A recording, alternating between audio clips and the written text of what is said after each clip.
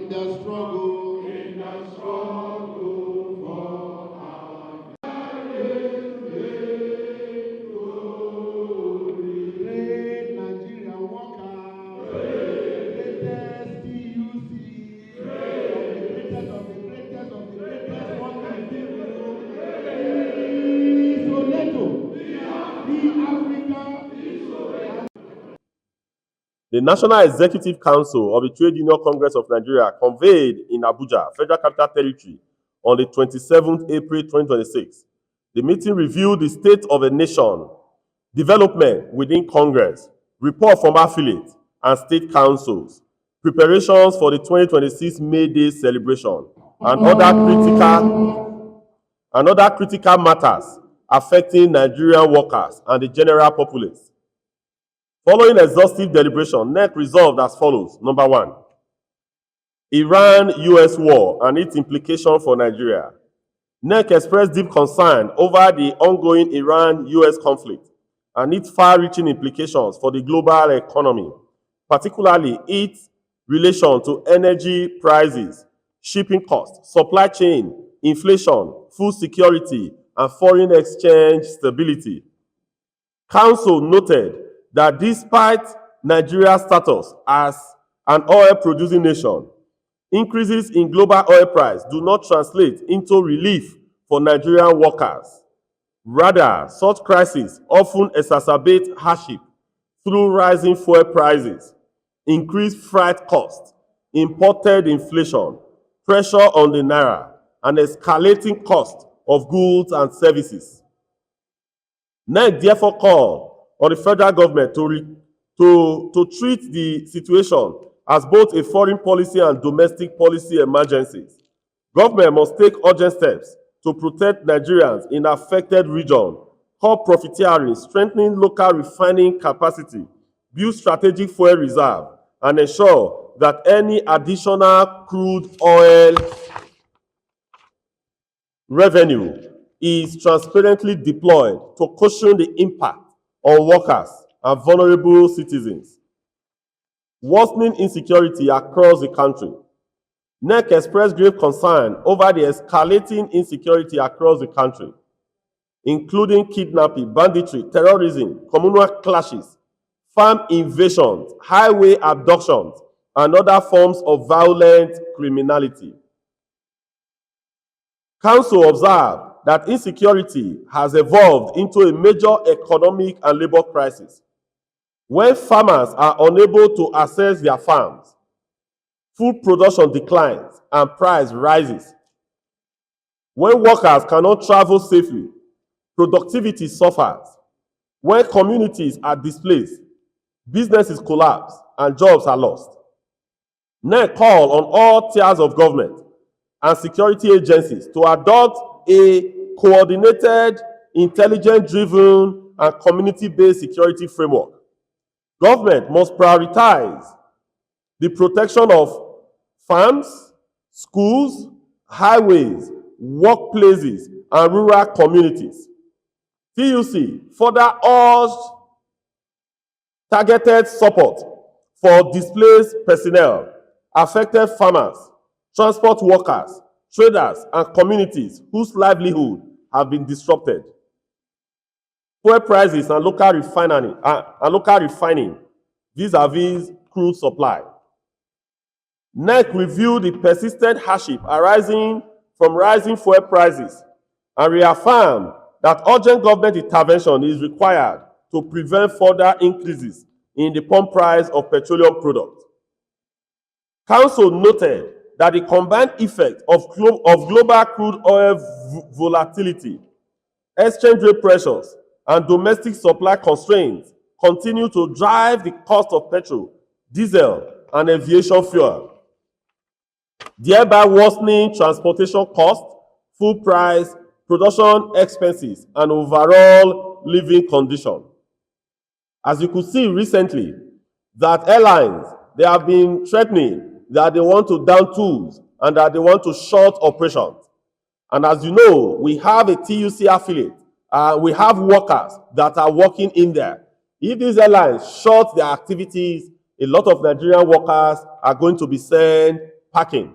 So, to all these, we urge government to take decisive steps. Yes, we heard what the president announced last week, that they are going to write off 30% debt for the airline industry. But we think some far-reaching approach should be taken. We think that some far-reaching measures should be adopted so that workers in that sector will not be threatened, so that they will have jobs to do. NEC therefore call on federal government to allocate part of excess crude revenue and above the budget benchmark to subsidize crude oil supply to domestic refineries, including the Dangote refineries and all other local refineries. This approach represents a transparent, production-linked intervention that can lower the cost of refined product without reverting to the subsidy regime that government has been shying away from. NEC also demand a 50% reduction in taxes on manufacturing companies and workers within the period to ease economic pressure and support productivity. Because when government comes up, for example, to reduce the taxes on manufacturing companies and to also reduce taxes on Nigerian workers, what that means is that we'll have more dispensable income to be spent on daily activities. Because as of today, the transport cost has gone up. As of today, the prices of food are all going up. As of today, we could all see the impact of this rising energy cost. So government must act decisively. Government all over all over the world, they are all acting, bringing a lot of measures to reduce the burden on the citizens. So the Nigerian government, the federal, the state government, and the local government must all come in unison to develop, measures that could alleviate the current suffering that Nigerians are passing through. Workers' welfare and housing loan scheme. NEC received with caution optimism the approval of welfare measures for federal civil servants, including the 10 billion naira housing loan scheme aimed at improving access to home ownership. TUC calls on federal government to ensure that the scheme is not hijacked by privileged interests. State governments are equally urged to replicate similar interventions and extend such benefits to local government workers, private sector employees, and retirees who continue to face severe economic hardship. Electricity tariffs and service delivery. NEC strongly condemn the continuous increase in electricity tariffs without corresponding improvement in service delivery.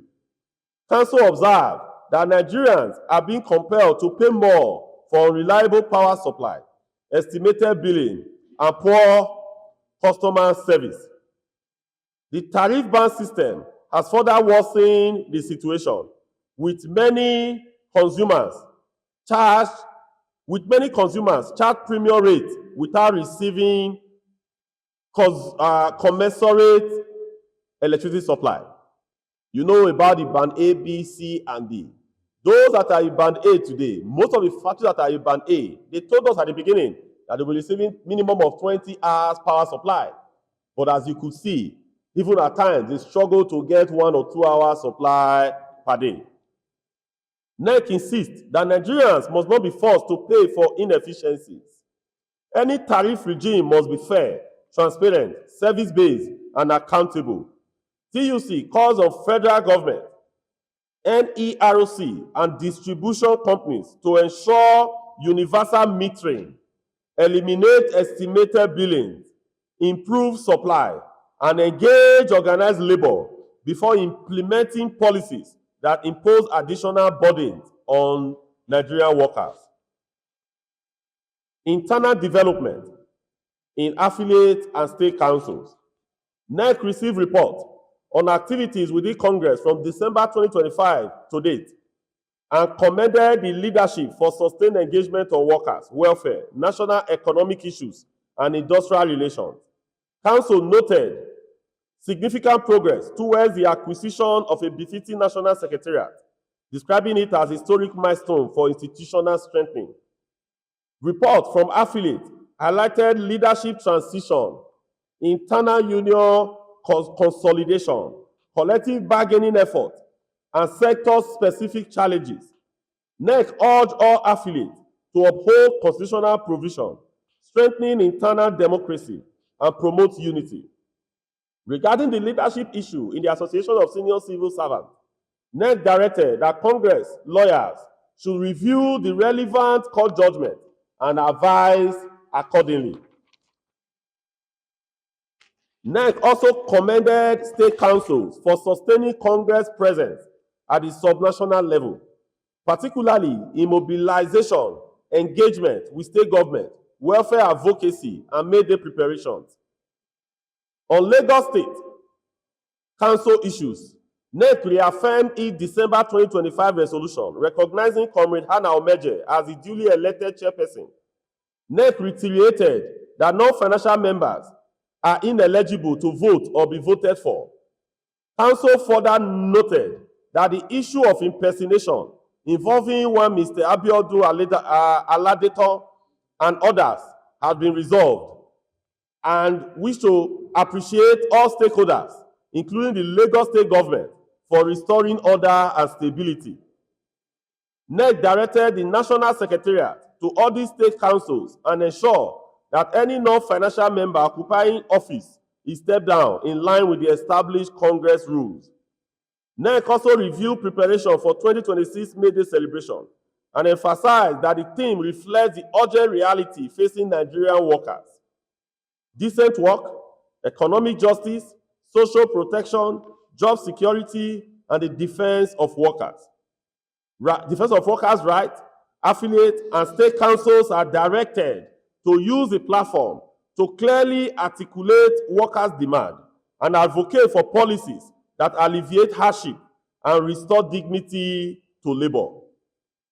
With this, comrades, as we stated earlier, that in some state councils, very few of them, there are some teething challenges and some teething problems.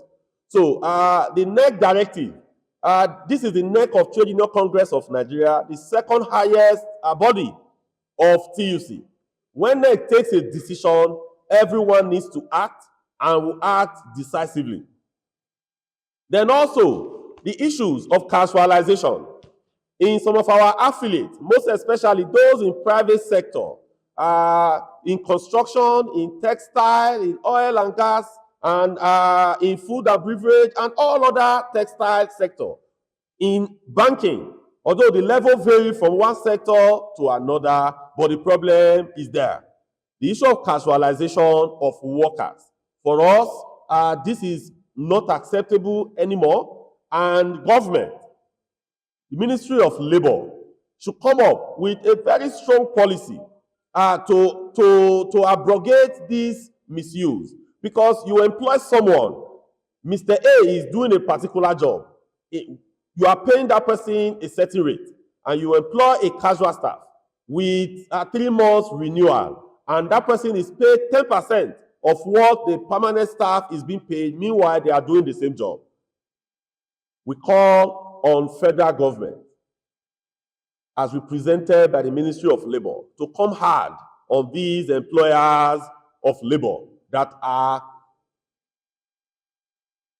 exploiting Nigerians, because they feel that there is no job in Nigeria. They feel that a lot of Nigerians are jobless, so they could be exploited.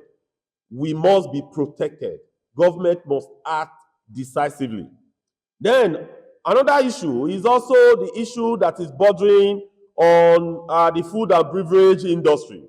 That today, the NAFDAC is going about closing companies and closing, industries down because of some things that clearly we do not understand. That some companies are producing,